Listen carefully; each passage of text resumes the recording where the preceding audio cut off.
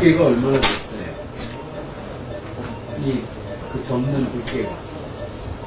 아무도 시간 쓰고 그냥 다 그 틈이 얼마나 됐어요? 틈이 10mm?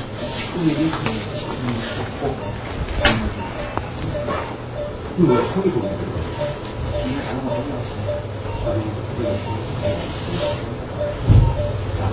사고라고 했다. 환자의 손목은 반쯤 절단돼 있었다. 생각보다 골치 아프구나.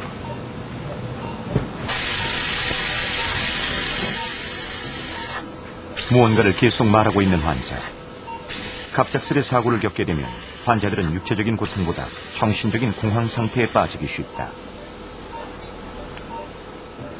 환자에게 손을 살려보자고 말했던 황종익 원장. 그러나 환자의 손목은 처참할 정도로 심각하다. 혈관뿐만 아니라 대부분의 힘줄까지도 끊어지고 사라져버렸다. 4번, 5번은 넘겨놨죠. 됐어요.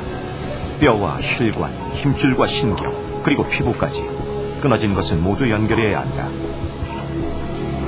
그러나 이 중 가장 중요한 건 혈관이다.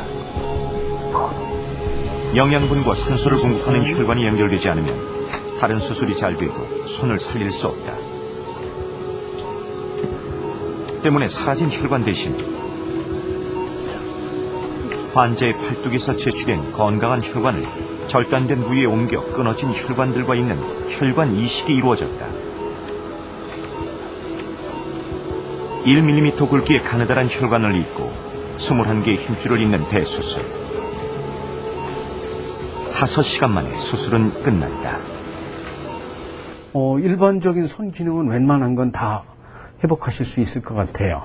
아마 수술 끝나시고 한 3주, 4주 지나면은 어느 정도 운동도 하시게 되고 해서 아마 결과를 쉽게 보실 수 있을 것 같습니다. 물론 예전과 같이 정상적으로 자세한 그런 손 작업이나 뭐 힘이 제대로 돌아오는 데에는 뭐 한 1년 이상이 소요되겠지만 붉은색을 띠는 건 끊어졌던 혈관으로 피가 돌고 있다는 신호.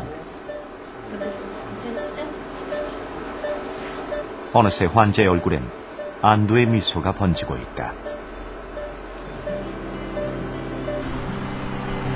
안산공단에 위치한 병원 응급실. 손을 사이에 두고 그곳엔 밤새 희망과 절망이 넘나든다.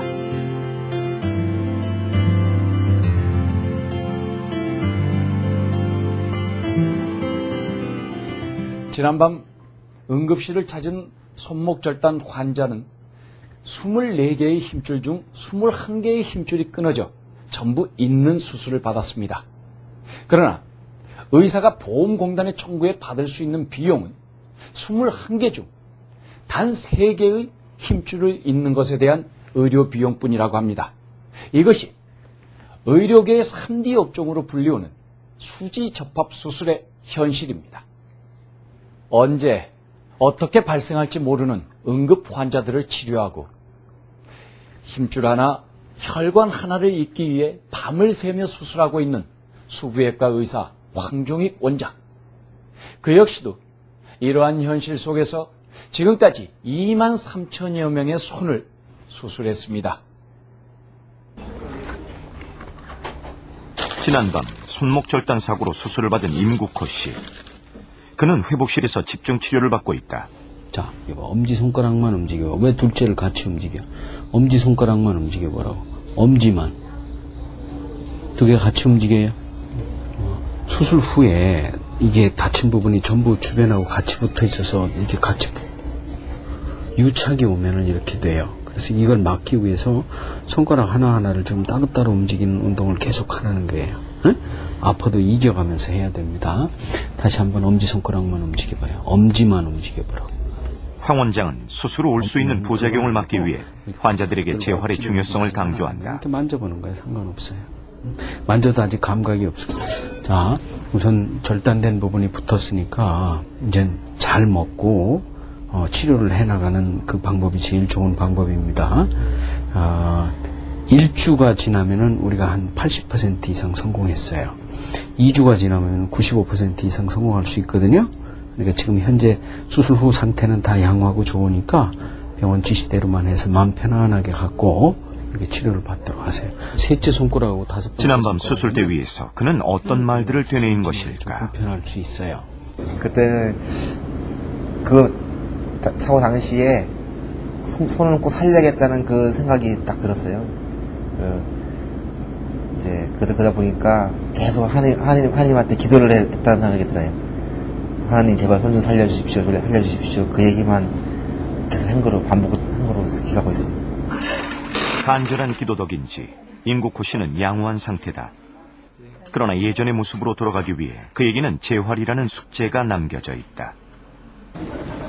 회진이 이루어졌다. 아이고 우리 지윤이 어디 보자. 지윤이 안 울어요? 아이고 이뻐라. 황 원장이 특별히 편애하는 지윤이. 들어가지요? 제 돌도 되지 않은 지윤이는 벌써 일주일째 병원 신세를 지고 있다. 엄마가 아파요. 엄마가 귀 아프면은 문틈에 지윤이의 손가락이 들어간 것도 모른 채 4살 되기 오빠가 문을 닫으면서 지윤이는 2손가락이나 봉합 수술을 받았다. 손톱은 좀 가망성이 좀 없다고 그러시더라고요. 근데 나중에 크면 이 의술이 발달했으니까 인공으로 해주려고 그러고는 있어요. 그래도 우선은 피부가 살았으니까 그거는 절단은 안 했으니까 그게 다행이죠. 황종익 원장의 환자 중에는 어린아이들이 많다.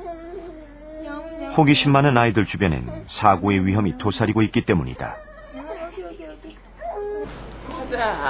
얼굴 가득 장난기를 품고 있는 강은희 역시 손가락을 다쳤다.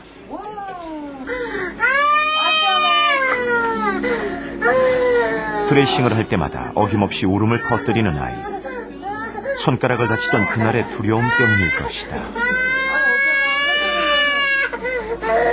애기가 피가 막 뚝뚝뚝 떨어지면서 이렇게 막 오더라고요. 솔직히 기억하고 싶지가 않은데, 근데 손이 이 마디가 이렇게 하나가 이렇게 떨어져 나가.